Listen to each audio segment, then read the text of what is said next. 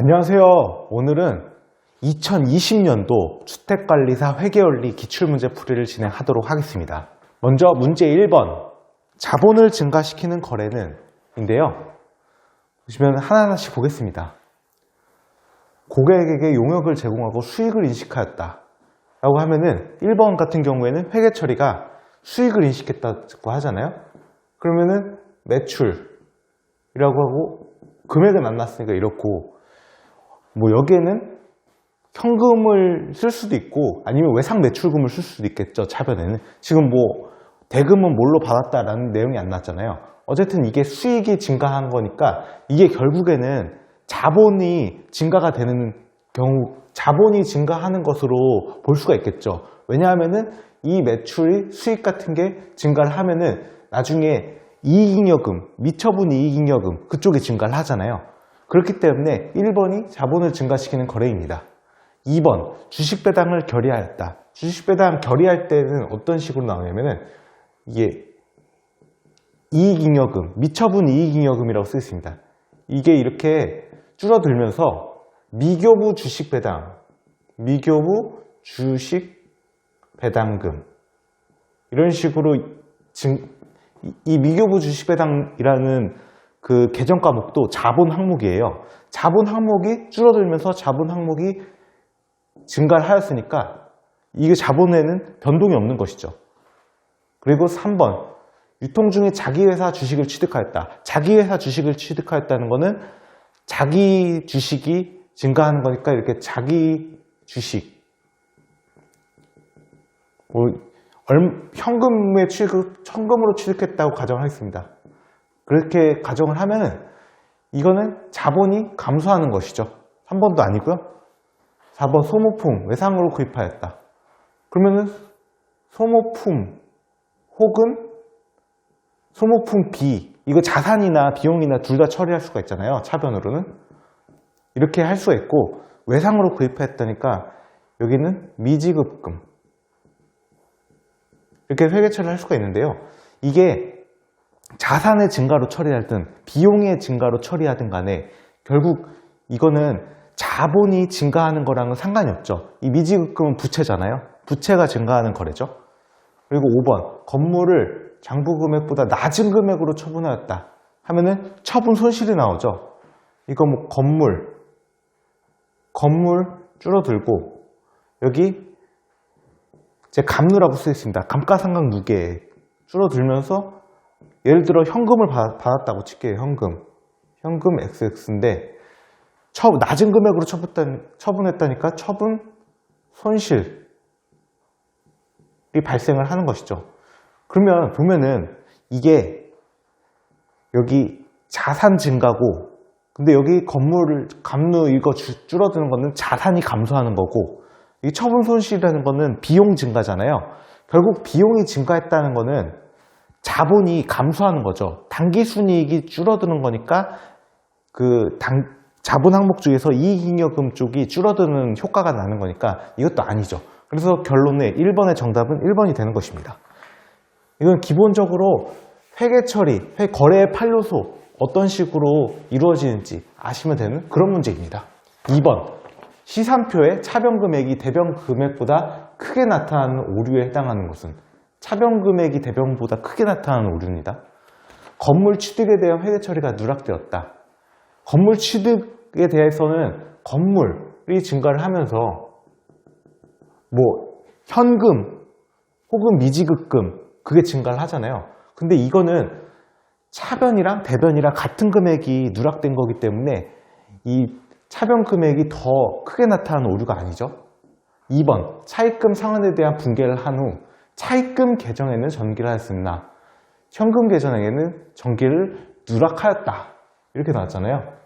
차입금 상환에 대해서 분개를 했는데 전기를 안 했대요. 차입금 계정에. 근데 그 얘기는 무슨 뜻이냐면은 이게 차입금 상환이니까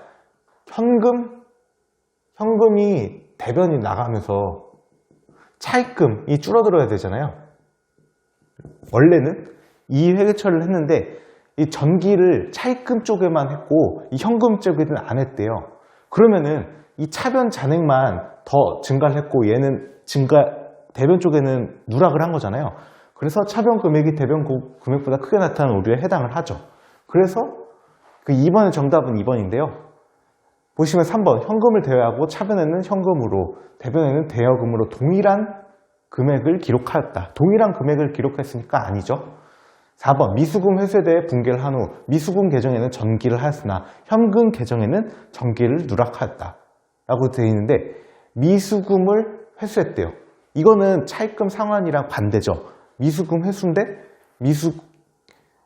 현금 원래 회계 처리가 이거죠. 미수금이라는 건 자산이니까 자산이 줄어드는 회계 처리를 해야 되는데 미수금 계정에는 전기를 했대요. 이거는 했는데 현금 누락했대요. 이거는 대변 금액이 더 크게 증가하는 거잖아요. 그러니까 반대죠. 2번하고 반대인 거래인 것이고요.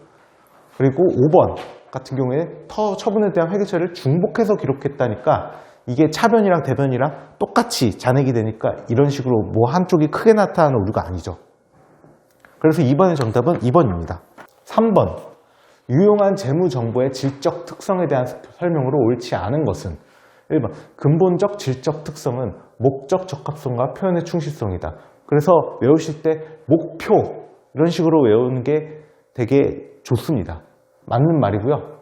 2번 완벽한 표현의 충실성을 위해서는 서술이 완전하고 중립적이며 오류가 없어야 할 것이다. 그래서 저는 어떻게 외우냐면 이게 완중오로 외웁니다. 표현의 충실성 관련해서는 서술이 완전, 중립, 오류가 없어야 할 것이다. 맞고요. 3번 정보의 유용성을 보강시키는 질적 특성에는 비교 가능성, 검증 가능성, 이게 중요성, 이해 가능성이 있는데 이게 중요성이 아니고요. 적시성이에요. 적시성. 보강시키는 질적 특성에는 좀 암기가 필요한데요. 그래서 저는 이거 어떻게 외우냐면 비검적이 목표, 근본적 질적 특성은 목표고 보강적 질적 특성은 비검적이 이렇게 암기하시면 됩니다. 그래서 3번의 정답은 3번인데요. 일단 4번 일관성은 비교 가능성과 관련은 되어 있지만 동일하진 않다. 맞는 말이고요. 일관성은 일관적으로 회계 처리를 해야 된다라는 거고 비교 가능성은 비교 가능하게 해야 된다. 그 전기 거랑 단기 거랑 비교식으로 뭔가 해야 된다. 이런 식으로 생각을 하시면 되는데 동일하지가 않죠. 관련은 당연히 되어 있습니다. 그리고 5번 목적 적합한 재무 정보는 이용자들의 의사결정에 차이가 나도록 할 수 있다. 이거 기준서에 있는 문장입니다. 그대로. 맞는 말이고요. 3번의 정답은 3번입니다. 4번 1년도 초에 설립한 한국의 1년 말 수정전 시산표상 소모품 계정은 5만원이었다. 실사율과 미사용 소모품이 2만원일 때 소모품에 대한 수정 붕괴 영향으로 오른 것은 이거 수정 붕괴를 해보면 됩니다. 소모품 계정은 자산이잖아요. 자산이 5만원이었는데 기말 남은 게 2만원이래요. 그럼 소모품을 줄여야겠죠. 3만원. 소모품 3만원.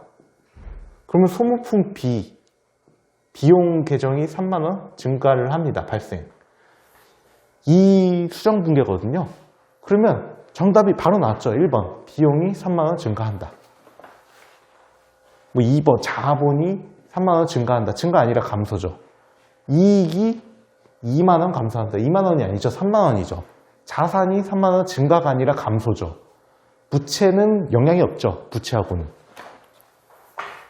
그래서 이 4번은 사실 회계 처리만 하실 줄 알면 금방 푸는 그런 문제입니다. 5번 1년 초 자산과 부채는 각각 50만원과 30만원이었다. 한국의 이런 총포괄이익이 30만원이라면 1년 말 재무상태표의 자본은 이거는 재무상태표를 1년 초랑 1년 말 한번 해보겠습니다. 시작을 1년 초로 01 이게 재무상태표고 제가 재무상태표 BS라고 쓸게요. 밸런스 시트라고 해가지고 실무에서는 BS라고 많이 씁니다.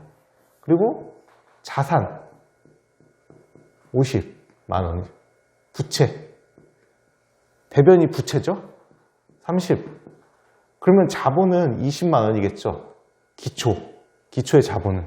근데 총포괄이익이 30만원이래요.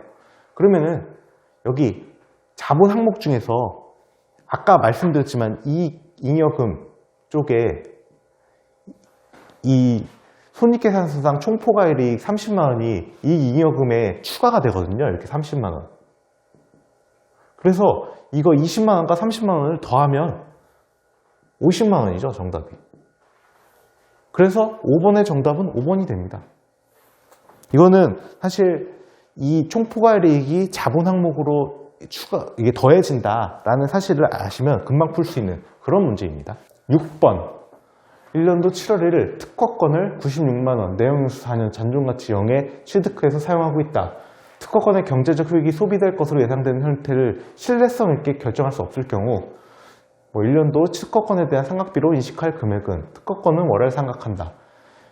예상될 신뢰성 있게 결정할 수 없을 때는 정액법으로 상각을 하도록 되어 있습니다. 그러면은 정액법으로 상각을 하면 되겠죠. 96만원. 이거를 4분의 1. 그리고 월할 상각하잖아요. 7월 1일이니까 12분의 6. 이렇게 하면은 정답은 12만원. 이게 감가상각비가 12만원이 돼요. 아니, 감가상각비가 아니라 정확히 말하면 무형자산 상각비죠. 특허권이니까. 그러면 정답이 2번입니다. 7번.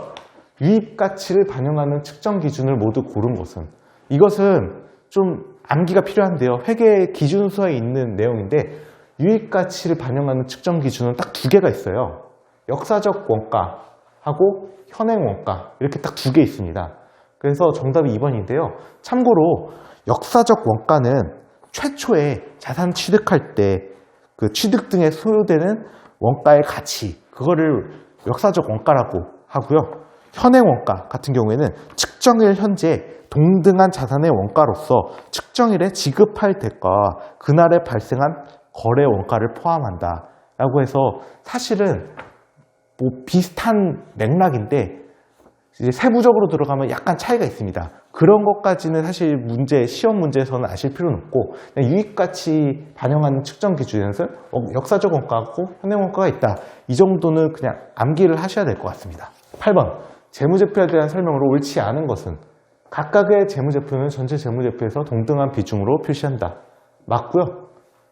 경영진은 재무제표를 작성할 때 계속기업으로서의 존속 가능성 평가해야 한다.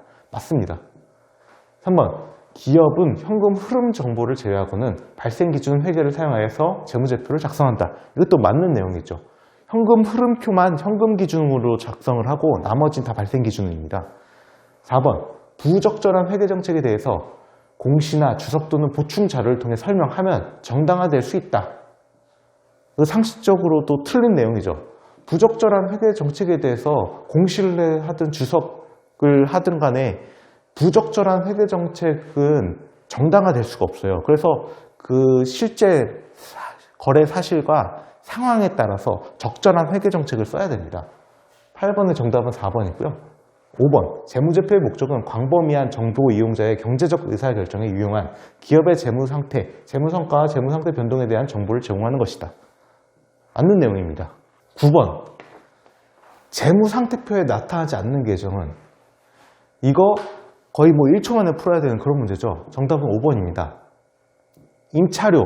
이거 손익계산서에 나오는 계정이고 나머지 전부 다 재무상태표에 나오는 그런 계정입니다. 10번. 재무제표 구조와 내용에 대한 설명으로 옳지 않은 것은?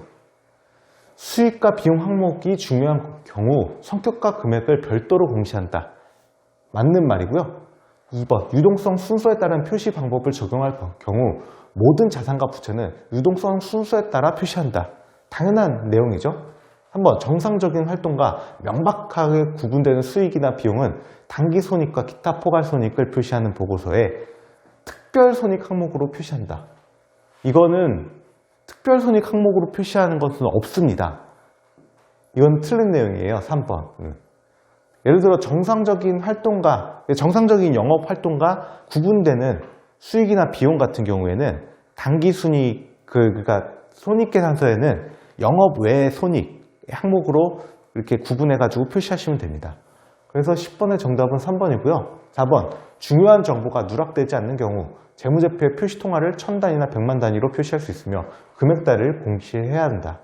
맞는 말이고요. 5번. 비용의 성격별 또는 기능별 분류 방법 중에서 신뢰성 있고 목적 적합한 정보를 제공할 수 있는 방법을 적용하여 단기손익으로 인식한 비용의 분석 내용을 표시한다. 맞는 말이고요. 이 10번의 이 특별손익 항목으로 표시하지 않는다라는 것은 좀 암기가 필요하실 것 같습니다.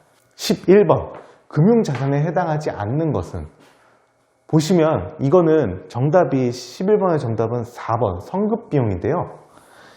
이게 금융자산 굳이 막 일일이 뭐가 금융자산이가 아니고 암기하시기보다는 이해를 하시면 좀 편합니다. 금융자산이라고 하면은 내가 추후에 이제 받을 게 돈 또는 증권 이런 거랑 직간접적으로 관련이 되어 있으면은 금융자산이라고 보시면 돼요. 현금은 사실 돈이죠. 대놓고 돈이니까 금융자산 맞고요.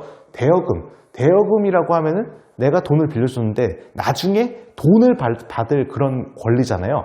대여한 금이니까 어쨌든 이게 추후에 내가 돈을 받을 거니까 이것도 금융자산이고, 투자사채는 증권이잖아요. 그러니까 어떻게 보면 투자사채도 추후에 내가 그 사채 그거를 가지고 있으면, 채권을 가지고 있으면 돈을 받는 거니까 이것도 금융자산이죠.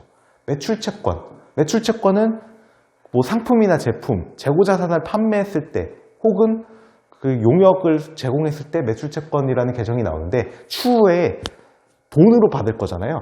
그랬기 때문에 이게 금융자산이 맞는데, 성급비용 같은 경우에는 내가 먼저 그러니까 돈을 먼저 주고 추후에 어떤 서비스나 용역이나 그런 것을 제공을 받을 거잖아요. 돈을 받는 게 아니고요.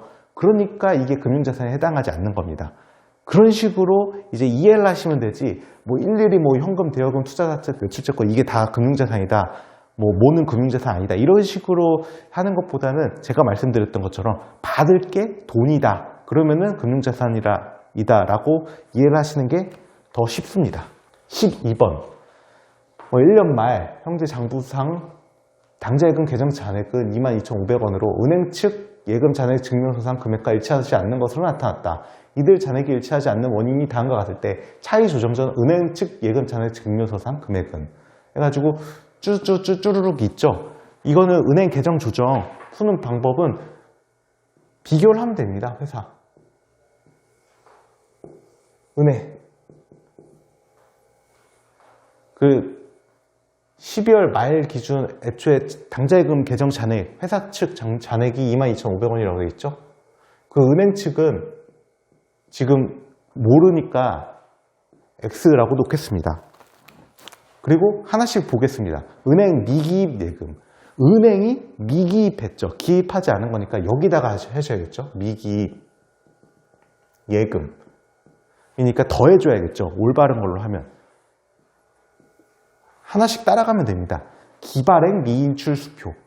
기발행했으니까 회사는 지금 이미 5,000원을 차감했을 거예요. 근데 기발행했는데 미인출, 은행에는 인출이 되지 않았을 거잖아요. 그래서 은행 잔액에는 5,000원이 지금 남아있을 거란 말이죠. 근데 원칙적으로 회사가 기발행했으면은 차감을 해주는 게 맞죠.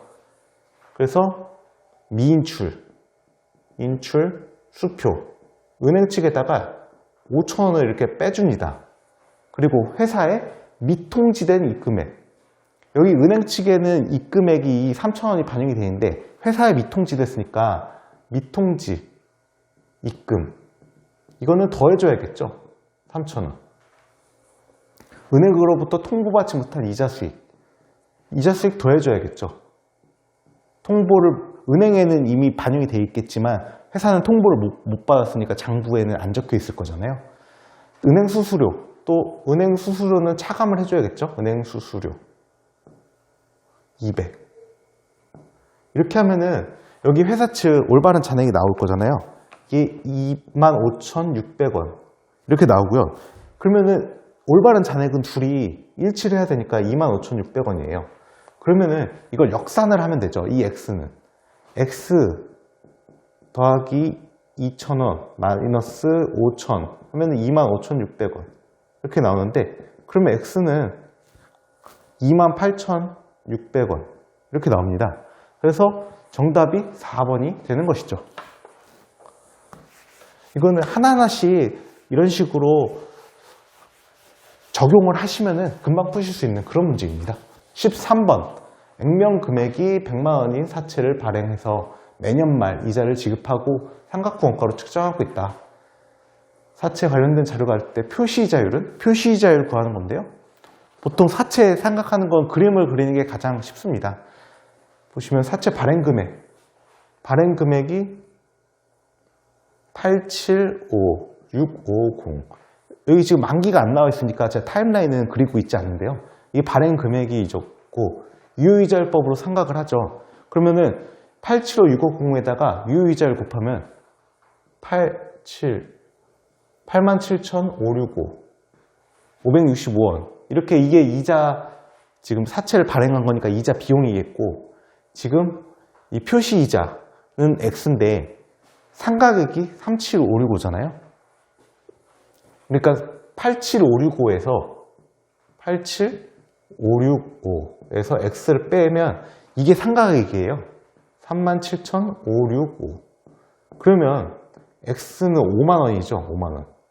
5만 원인데 액면 금액이 100만 원이니까 표시이자율은 5만 원을 100만 원으로 나누면 이게 표시이자율이거든요. 5%죠.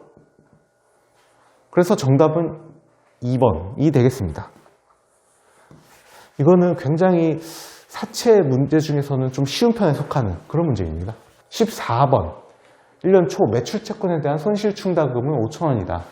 관련된 자료가 다음과 같을 때 1년 도에 인식할 손산 차손 구하는 건데요.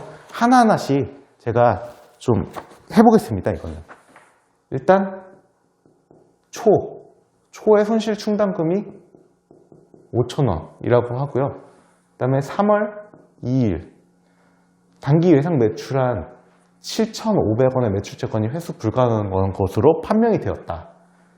그러면은 이게 일단은 줄어드는 거는 손실 충당금 줄어드는 거는 5,000원인데 이거 회계 처리가 어떻게 되냐면 제가 충당금이라고 쓰겠습니다. 손실 충당금 5,000원.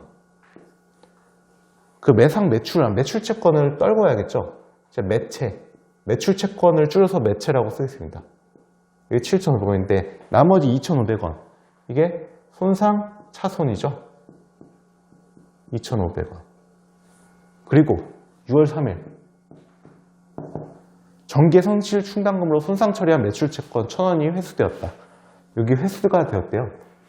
그리고 일단 회수가 되었다니까 이렇게 1,000원을 증가시켜 주는데요. 이게 어떻게 되는 거냐면 원래는 이게 원칙을 아셔야 됩니다. 그 손상 처리했으니까 손실 충당금을 없애면서 매출채권을 이렇게 없앴을 거잖아요. 근데 이거를 역분계를 쳐주는 거죠.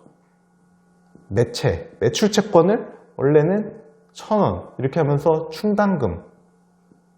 충당금을 이렇게 해주고 그리고 이미 회수가 되었댔잖아요. 그러면 현금, 차변의 현금, 그리고 매출채권을 다시 없애주는 거죠. 그래서 결론적으로는 이게 매출채권은 상계돼가지고 없애지고 현금 1,000원이랑 충당금 1,000원 이런 식으로 수정 분계가 되게 됩니다. 그리고 12월 말 봤을 때 기말 수정 분계 전 매출채권 잔액은 뭐 201, 250이며 매출채권 잔액에 어쩌고 분석한 결과 36,000원의 손상이 발생할 것으로 예상되었다. 이 얘기가 무슨 뜻이냐면은 36,000원의 손실 충당금 잔액이 36,000원이 되어야 한다. 이런 뜻이에요. 36,000원. 그러면 여기다가 추가를 해줘야겠죠.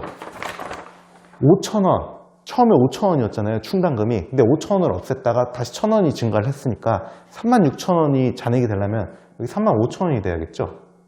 그러면 이게 회계 처리가 손상, 차손 35,000원. 그리고 대변에는 충당금을 35,000원 해야 되잖아요.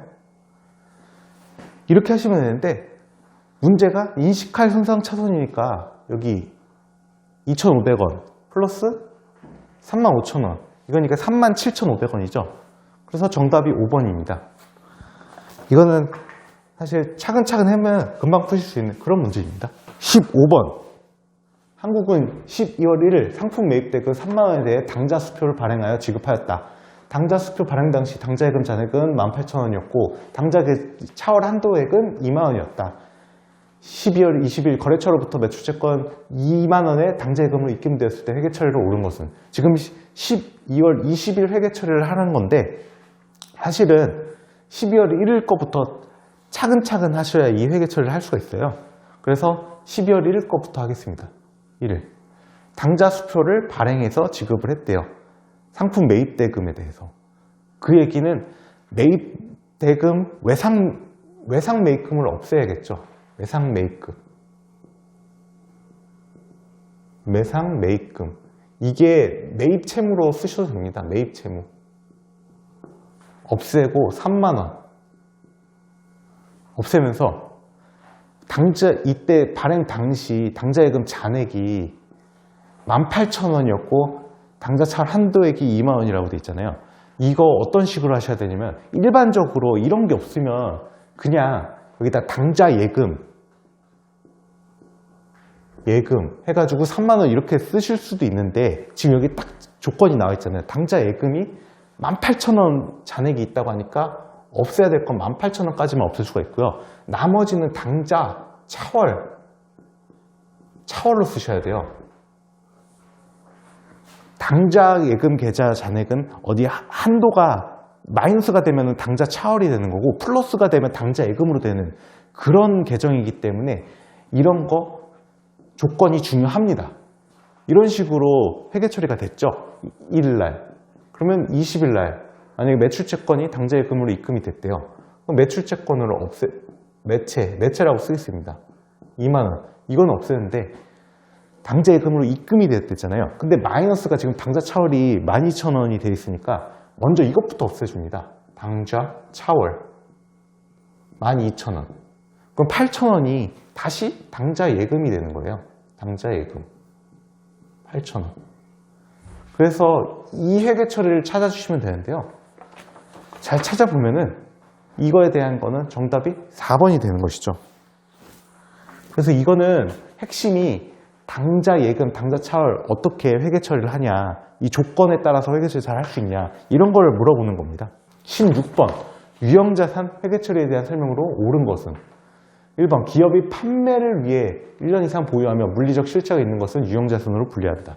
판매를 위해, 이거 틀렸죠. 사용을 위해서 1년 이상 보유하는 거, 그게 유형자산이고요.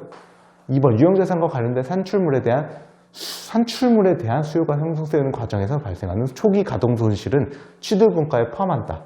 틀렸습니다. 이미 산출물에 대한 수요가 형성되는 거는 이미 그 판관비 쪽으로 들어가는 거지 이 취득원가에 포함되는 게 아니에요. 3번 유형자산의 제거로 인하여 발생하는 수익은 총 매각금액과 장부금액의 차이로 결정한다. 언뜻 보면은 맞는 거 아니야 라고 하실 수도 있는데, 이게 틀린 게 총 매각금액이 아니라 순매각금액입니다. 이거 굉장히 좀 주의하셔야 되고요. 기업은 유형자산 전체에 대해 원가 모형이나 재평가 모형 중 하나를 회계정책으로 선택하여 동일하게 적용한다. 이것도 조심하셔야 될 게, 유형자산 전체가 아니고요. 그 분류별로 할 수가 있어요. 예를 들어서 분류별이라는 건 뭐냐면, 유형자산 중에 토지만 원가 모형을 쓸 수 있고, 토지만 재평가 모형을 쓸 수 있고, 약간 기계장치만 재평가 모형을 쓸 수 있고, 이런 식으로 구분될 수가 있잖아요. 차량 운반구, 기계장치, 토지, 건물, 이렇게 해가지고 분류별로, 항목 분류별로 이렇게 재평가 모형이나 원가 모형을 선택할 수 있지, 전체가 아닙니다. 5번 유형자산의 감가상각 방법과 잔존가치 그리고 내용 요소는 적어도 매 회계연도 말에 재검토한다. 이거 맞는 말입니다. 그래서 정답은 5번입니다. 17번 1년 말 재무상태표에 표시된 현금 및 현금성 자산은 4,000원이다. 다음 자료를 이용할 경우 당좌 예금 지금 물음표로 나왔죠? 이 현금 및 현금성 자산에 대해서 물어보는 문제인데요. 일단 현금 및 현금성 자산은 4,000원이라고 했고, 통화, 이거 현금 및 현금성 자산 맞죠? 보통예금 당연히 맞고, 당좌예금 맞죠? 근데 이제 이게 물음표로 나왔으니까 X로 놓겠습니다. 수입인지 우편안정서, 이게 문제인데, 수입인지 같은 경우에는 이게 현금 및 현금성 자산이 아니에요. 이거 보통 세금과 공과 그런 걸로 처리를 하거든요. 세금 낼 때 수입인지로 내기 때문에 보통 이게 현금 및 현금성 자산이 아니고 우편한 증서, 이거는 현금 및 현금성 자산에 포함이 됩니다. 이거 두 개 이걸 구분하실 줄 아셔야 풀 수 있는 그런 문제인데요. 그러면 해보겠습니다.